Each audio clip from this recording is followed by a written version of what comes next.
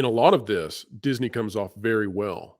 When it comes to the Disney parks, they were, everything's very positive. They're making a ton of money. But again, there are some issues here where Iger says things that, well, some of it's just flat out wrong, but some of it's also contradictory. And so in one case, he was talking about how they're not going to invest in raising capacity. They have found that they are best served when they have these artificial capacity limits that are lower than the thresholds they've ever had in the past. And he's talking about that's all about the guest experience.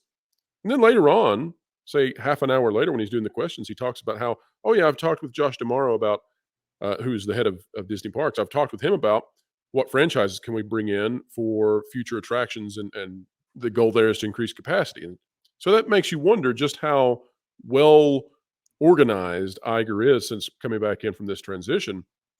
The other thing was he brought up Nielsen and brought up how many of the big streaming movies for 2022 that they had in the top 15. And what was interesting there is that he had the numbers wrong. So Disney actually had 11 of the top 15 movies in it. But simultaneously, Disney, when you compared their 2021 top 15 streaming properties to their 2022, you found that they actually had a decrease in their top end audience participation. So despite the fact that he's using that information to boister how well Disney did, which again would go under Chapek's control, when you look deeper into the numbers, you find that there's a real problem. And so that's why I think that when they're talking about Disney Plus, they use very terse language. And you could kind of feel that. You could definitely feel that Iger, when he's talking about Disney Plus, yeah, he was very, he came across gruffly when he was talking about Disney Plus. That's very different than the way that Disney usually handles things. Disney is all about, we have magical experiences and we have special times and we are family, blah, blah, blah, blah, blah, right? The pixie dust stuff. So when you hear Iger actually move into being abrasive in the way that he's talking about something they have, when he's talking about we got to get to profitability, when he's talking about we got to have consumers who aren't going to leave us, we've got to have high quality subscribers. I thought that was so interesting when he used the term quality subscribers. Like, that is so interesting. And it gives you an eye into what they're thinking about, which is that they don't like, and you can't blame them, but they don't like that the consumers have so much authority now because consumers can pick up and drop Disney Plus. And I bet that is going to come to a change in the near future. They're going to make it much harder to pick up and drop Disney Plus at will. From a business standpoint, too, this is why they would be pushing the Disney bundle. I wouldn't be surprised if you get to a full Disney bundle offering where they have everyone in that position where it's Hulu, ESPN, and Disney Plus, so that when one person gets tired of paying for Disney Plus, well, I'm also going to lose Hulu. I'm also going to lose ESPN. I'm also going to lose, and whatever they come up with at some point. This was an odd call because if you start looking at what they're really saying, they're essentially saying that Disney Plus needs a significant overhaul in order for it to become profitable. I mean, they're talking about, they're not saying it with specificity, but they're talking about having quality subscribers. They're talking about that it looks like they can raise the prices and it won't dramatically impact Disney Plus numbers. They're talking about they've got to curtail everything outside of their core franchises. This was draconian from Disney compared to what Disney usually says. And even in those things about the franchises, they're saying they have to cut back unless that's where you're going. I'm so sorry, but yeah. No. And what's really strange about it is that he's talking about giving power back to the creatives. Well, the position that you're in is because of the creatives, because you already did that. You already enabled, as sort of this. I don't even know how you would describe Iger. He's been on the payroll. I mean, we found that out. We uncovered that he was actually on the payroll as a consultant, yet he was subverting subordinating the CEO, Bob Chapek, back at the time. But anyway, through his statements and such, he was actually empowering these studios like Pixar, these studios like Disney Animation, etc. And these studios have not had a proven track record of success. So if you empower them, if you go to them and you say, here's more power, here's more, you do what you want to do, then then you have more Strange Worlds.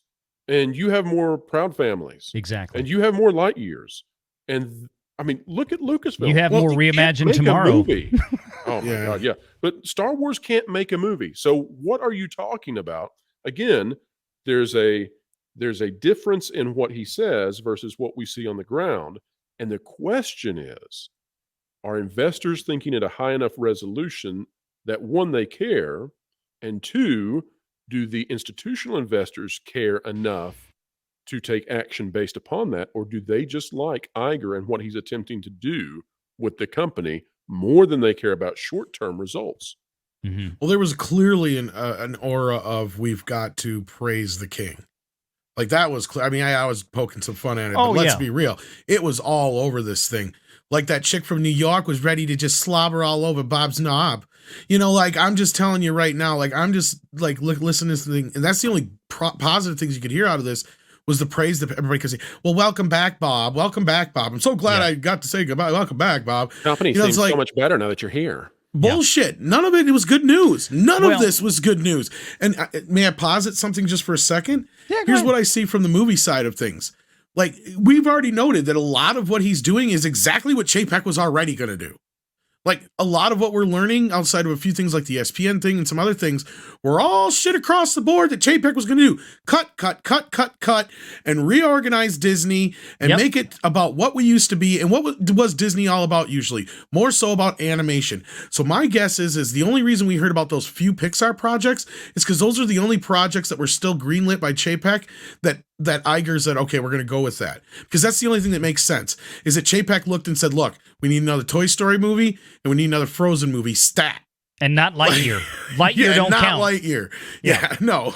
Yeah, let me say this real quick. I mean, since you brought that up, here's the thing. This is what they talk about, like where Tom was saying during the call, this was brought up with curating costs, things like this. Let me give everybody out there who's maybe never heard me say this before some comparative metrics with what Disney's problem is with overspending to produce this stuff real quick.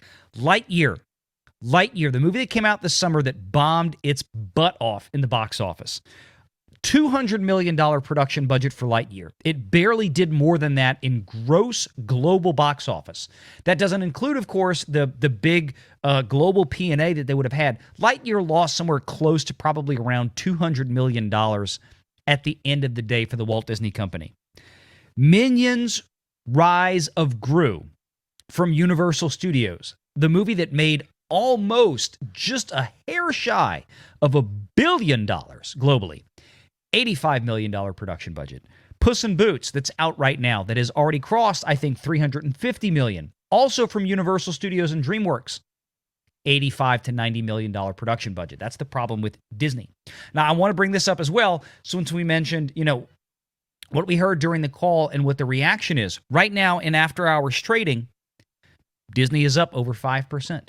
That's a big move for a company on the Dow. That's a big move. So Disney is now trading at 117.56 in after hours with the institutionals. So they liked what they heard. When that's how you show your approval for the king.